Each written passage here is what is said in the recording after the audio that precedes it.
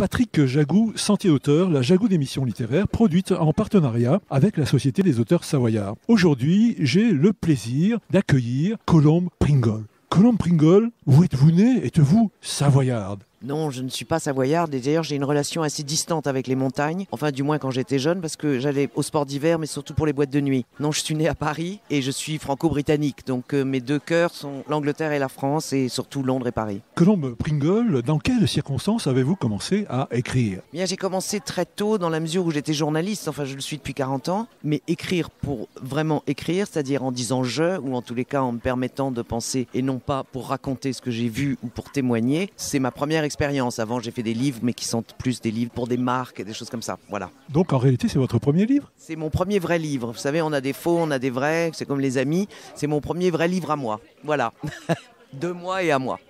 Alors, Colombe Pringle, est-ce que vous voulez bien nous parler de ce premier livre qui s'intitule « La vie devant moi » ? Eh bien, c'est un livre justement sur ce moment de la vie où on arrête une partie de sa vie. On dit la retraite, moi j'aime pas du tout le mot, mais bon, c'est comme ça. C'est sur le temps, celui qui passe, celui qui reste.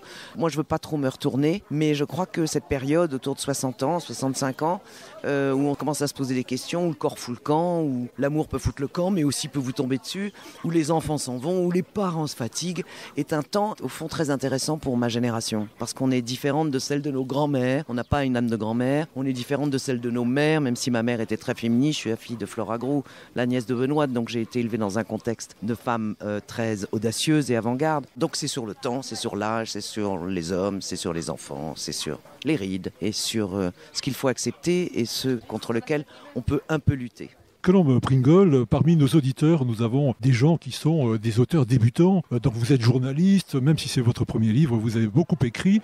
Quels conseils leur donneriez-vous? De s'asseoir et d'y aller. Et de rester même si rien ne vient.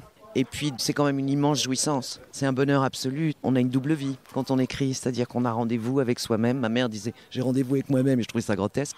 Maintenant je comprends mieux. Voilà, c'est une histoire d'amour qu'on vit entre soi et son histoire. Enfin son projet, son livre.